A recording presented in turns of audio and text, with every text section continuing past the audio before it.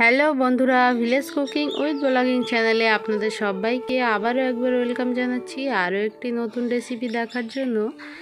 আজকে একদম ইউনিক একটি রেসিপি নিয়ে হাজির হয়েছি। আর গ্রাম্য পদ্ধতিতে ঝটপট কিভাবে ঘরে চিকেন লেগ ফ্রাই করবেন সেটাই আজকে শেয়ার করব। ভিডিওটি প্রথম থেকে শেষ পর্যন্ত দেখার অনুরোধ রইল। ভিডিওটি দেখতে দেখতে যদি কোনো জায়গায় ভালো লেগে যায় প্লিজ একটা লাইক দিয়ে চ্যানেলটা সাবস্ক্রাইব করে নিয়মিত পাশে থাকবেন। তো চলুন তাহলে রেসিপিটি বানানো শুরু করা যাক। চিকেন লেগ ফ্রাই করার জন্য এখানে আমি 4টে চিকেন লেগ পিস নিয়েছি। প্রথমে ভালোভাবে ধুয়ে পরিষ্কার করে পানি ঝরিয়ে নিয়েছি। এবারে একটা ছুরির সাহায্যে এইভাবে একটু কেটে নেব। এই কাজটা আপনারা কিন্তু বটি দিয়েও করতে পারেন, অসুবিধা নেই। এইভাবে কেটে নিলে কি হয়, এর মধ্যে মশলাটা খুব ভালোভাবে প্রবেশ করে। তারপর এই চিকেনের মধ্যে দিয়ে দেব 1 চা চামচ ভিনিগার, 1 চা চামচ আদা রসুন বাটা, স্বাদ মতো লবণ, অল্প একটু হলুদ গুঁড়ো, হাফ চা চামচের মতো কালো গোলমরিচের গুঁড়ো দিয়ে দিলাম, অল্প একটু ধনিয়া গুঁড়ো দিয়ে দিলাম, তারপর গরম মশলা দিয়ে দিলাম। এবারে কালারের জন্য দিয়ে দেব 1 চা চামচ কাশ্মীরি লঙ্কা, 1 চা চামচের মতো দিয়ে দেব গ্রিন চিলি সস। অপশনাল নাও দিতে পারেন, সসের পরিবর্তে কাঁচা লঙ্কা বেটেও ইউজ করতে পারেন। দিয়ে দেব 2 চা চামচ কর্নফ্লাওয়ার, 2 চা চামচ ময়দা, একটা ডিম, আর দিয়ে দেব নামমাত্র পানি। এবারে এই কয়েকটা উপকরণ দিয়ে চিকেনের সঙ্গে ভালোভাবে হাত দিয়ে খুব সুন্দর করে মাখিয়ে নিতে হবে। পানিটা বেশি দেওয়া যাবে না, তাহলে চিকেনের গা থেকে মশলাগুলো ভাজার সময় খুলে আসবে। তো এবারে ঢাকনা দিয়ে আধা ঘন্টার জন্য রেখে দেব। আধা ঘন্টা পর কড়াইতে পর্যাপ্ত পরিমাণ তেল দিয়ে দিয়েছি। তেলটা ভালো মতো গরম করে নিয়েছি। চুলার জাল মিডিয়াম টু লোয়ের মাঝামাঝি রেখে চিকেন লেগ পিসগুলো দিয়ে দেব তেলের মধ্যে, আর কাঁটা চামচ দিয়ে একটু উল্টিয়ে দেব। একে একে চিকেনের লেগ পিসগুলো দিয়ে নিলাম। তারপর চুলার জাল মিডিয়াম টু লোয়ের মাঝামাঝি রেখে এপিট ওপিট করে প্রথমে 5 থেকে 6 মিনিট ধরে আমরা চিকেনগুলো ভেজে নেব। তো এই চিকেনগুলো আমরা দুবার ভাজবো, নইলে ক্রিস্পি এবং মুচমুচে হবে না, ভিতর থেকে কাঁচা থেকে যাবে।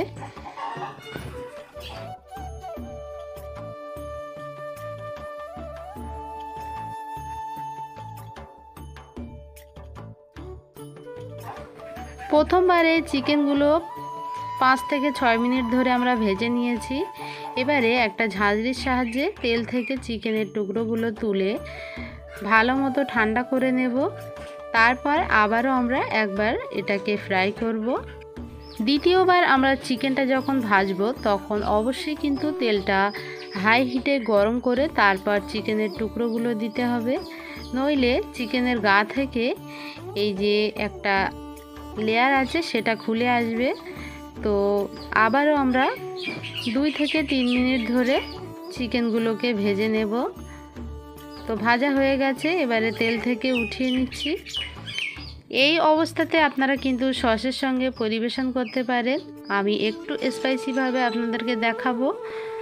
তো প্রথমে আমরা তেল থেকে চিকেনগুলো উঠিয়ে একটা পাত্রে রেখে দেব।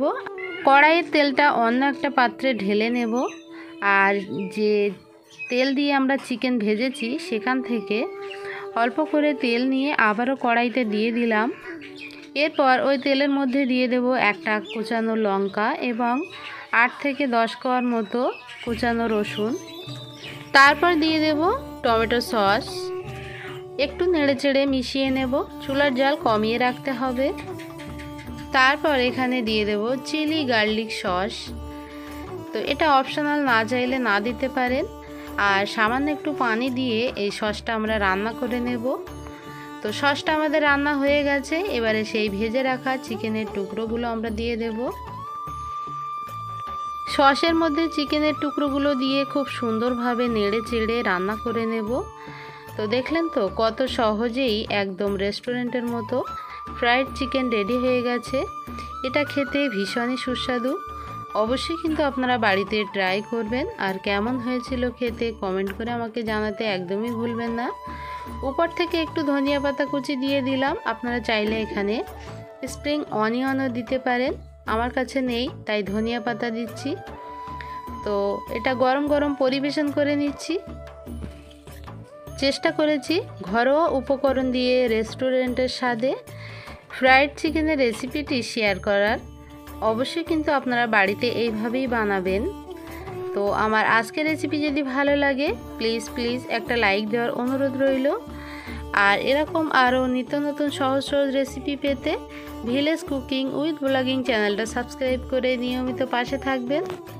আজকের মতো এখানেই বিদায় নিচ্ছি। দেখা হবে আবারও পরবর্তী নতুন কোনো রেসিপির সঙ্গে। সে পর্যন্ত সবাই খুব ভালো থাকবেন। এতক্ষণ ভিলেজ কুকিং উইথ ব্লগিং চ্যানেলের সঙ্গে থাকার জন্য সবাইকে অসংখ্য ধন্যবাদ।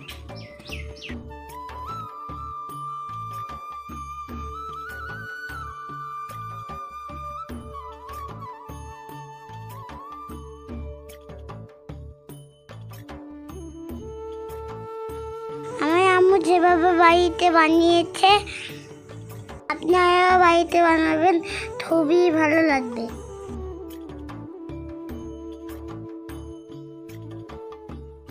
রেসিপিটি ভালো লাগলে কমেন্ট, শেয়ার এবং সাবস্ক্রাইব করতে ভুলবেন না।